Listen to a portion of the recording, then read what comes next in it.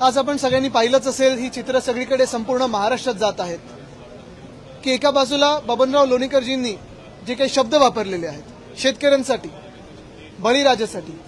भयानक शब्दात, म्हणजे आपण ते शब्द पुन्हा उच्चारू पण नाही शकत, तसे विचार देखील आपण कधी आणू नाही शकत मनात, असे त्यांनी शब्द वापरले। साधी सोपी गोष्ट हीच होती की आम्ही स्थगन प्रस्ताव मांडत असताना त्यांच्या वतीने कोणीतरी किंवा त्यांनी स्वतः माफी मागितली असती, शेतकऱ्यांची माफी मागितली असती, बळीराजाची माफी मागितली असती आणि विषय कदाचित तिथे संपला असता। पण ते स्थगन प्रस्ताव मांडू न देणं, त्याच्यावर आम्ही काही बोलायचंच नाही आणि जणू काही सरकार आणि पूर्णपणे भाजप बबनराव लोणीकरांनी जे काही वक्तव्य केलं यांच्याशी सहमत आहे किंवा त्यांचंच अधिकृत ही लाईन आहे असं समज केल्याने आम्ही आंदोलन हाऊसमध्ये सुरू केलं आणि त्यानंतर आपण पाहतोय नाना पाटोळेजी यांना आज एक दिवसासाठी सस्पेंड केलेलं आहे, निलंबित केलेलं आहे। सगळ्यात धक्कादायक गोष्ट ही आहे की महाराष्ट्राच्या विधान भवनात निलंबन होणं,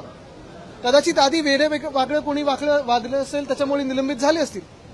पण पहिल्यांदा कदाचित असं होत आहे की शेतकऱ्यांचा आवाज उठवण्यासाठी, शेतकऱ्यांचा जो अपमान झाला त्याच्या विरोधात आवाज उठवण्यासाठी कोणीतरी निलंबित झालेला आहे। मला वाटतं हा एक भयानक पायंडा आपण पाडलेला आहे। दुर्दैव ह्या महाराष्ट्राचं असं आहे की एक सरकार आमच्या डोक्यावर जे बसलेलं आहे ते सरकार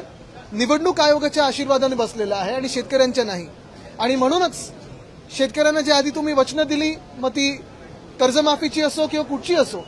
ती न पाळता, त्यांचा अपमान करता तुम्हाला सत्ताधारी बाकांवर बसता येतं, हे आज निवडणूक आयोगाच्या आशीर्वादाने भाजपने दाखवलेलं आहे। आणि तसंच आज नाना पाटोळे साहेबांचं जे निलंबन झालेलं आहे ते दुर्दैवी आहे आणि त्याचा आम्ही निषेध म्हणून आज एक दिवस बहिष्कार टाकलेला आहे।